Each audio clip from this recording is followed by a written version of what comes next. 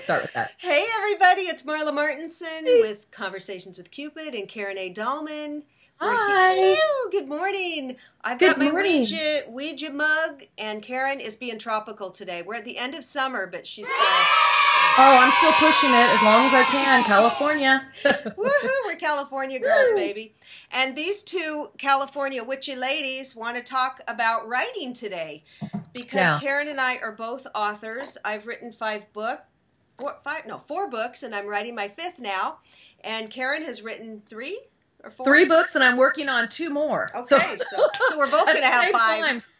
Once a writer, always the writer. You get the bug, and you just don't want to stop because it's so much fun. It's so rewarding as well to know that you know something, that your words culminated in something like this. That's right. It's fantastic. And the reason we wanted to chat about writing is both of us in conversations and being out there, people will come up to us and say, oh, I've got an idea for a book, or I've always wanted to write a book, or I've even had people email me and say, can we just have coffee so I can pick your brain about how to get published, or how do you know any agents, or do you have an editor, or how do you write a book, and then I usually will direct them to some great books on Amazon on it, because I don't have time. If I wanted to charge for my time and sit down with people and coach them, I could do that, but that's not what I do.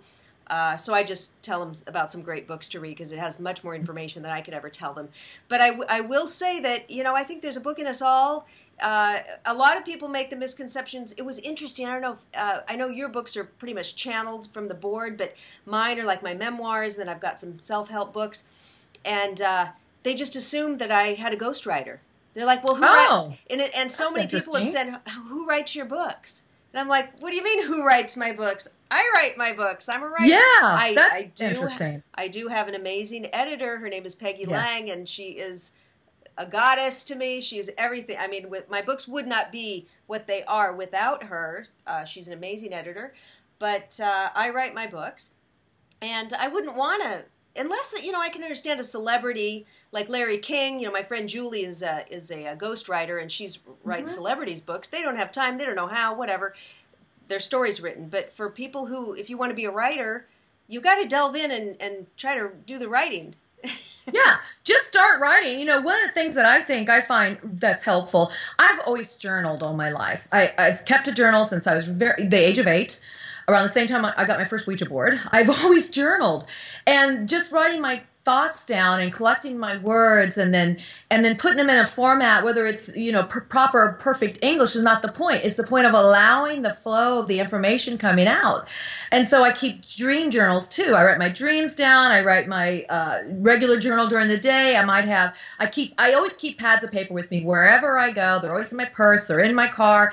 Ideas come, you must write them down. So I agree with Marla. There's a book, there's words, there's prose, there's something in everybody. And if you feel compelled or drawn to writing, you just have to start. And you can start with just a daily practice of journaling.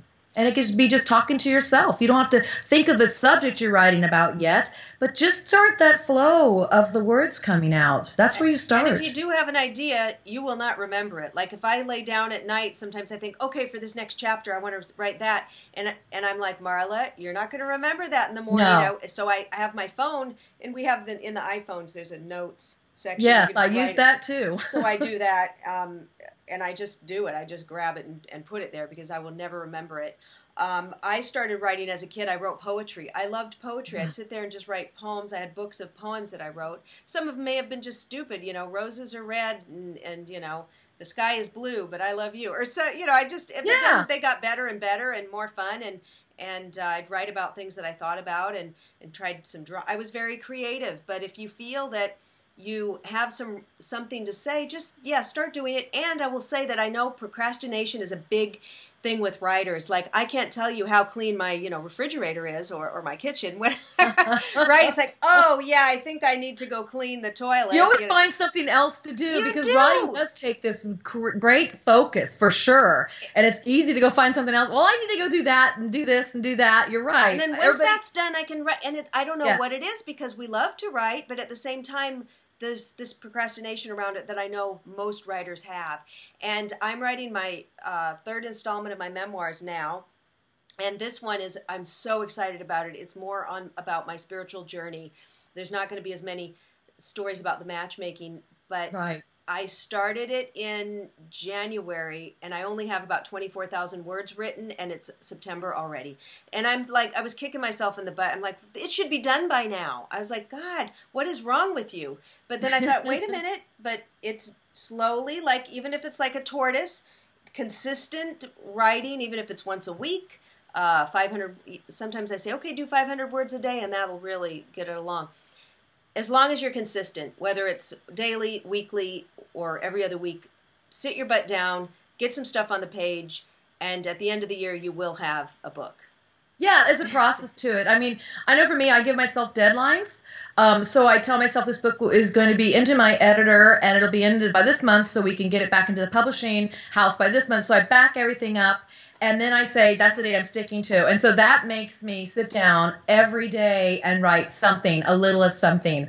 When I get real serious about this book needs to be out and I'm being asked to get this book done. So we can get it edited and everything. But yeah, sit down. Start first by just journaling, writing your thoughts, letting them flow. If it's prose, it's just poetry. Yeah, I wrote a lot of poetry too as a child. I still do because it just keeps the flow. And when you feel stuck, I like to do something that's just kind of out of the ordinary. I might go for a run. I might go play a little game of golf. I might just do something that takes me out of what I'm so focused on writing about, the subject or the topic. Mine are very self-help, spiritual, supernatural, and metaphysical. So it's nice for me to go do something really tangible, like work in my garden, swim in my pool, go, like I said, play golf, go for a nice long walk. And then during that process, I let go. And when I come back to the page, presto, it's like all of a sudden I got all these great ideas flowing. And I, like Marla, I can't, when things come at night, when I'm in the flow of it, they come whenever they want to. The ideas flow. And so in the middle of the night, I'm getting all kinds of stuff, and I just get up and write those down or use my little digital recorder. You just got to go with it. You got to trust the process. There is a process, and everybody has their own unique process to writing.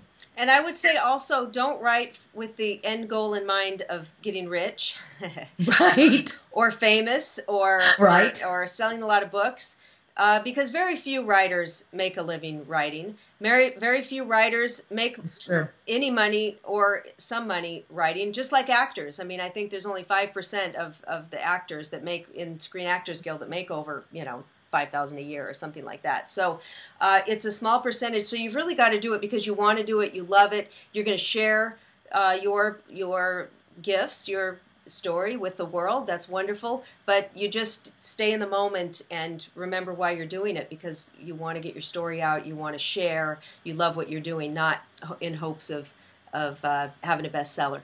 And it may be a bestseller. It may sell a lot of copies, but I just say do not go into it with that goal. Yeah, very well said. Go into it for the process, for the love of writing, and then see what happens along the way. And I'll tell you, when I write my books, it's very transforming for me. I'll start off in one direction, and all of a sudden I've got boom, 4 other books coming out of that, and so I have to get focused again.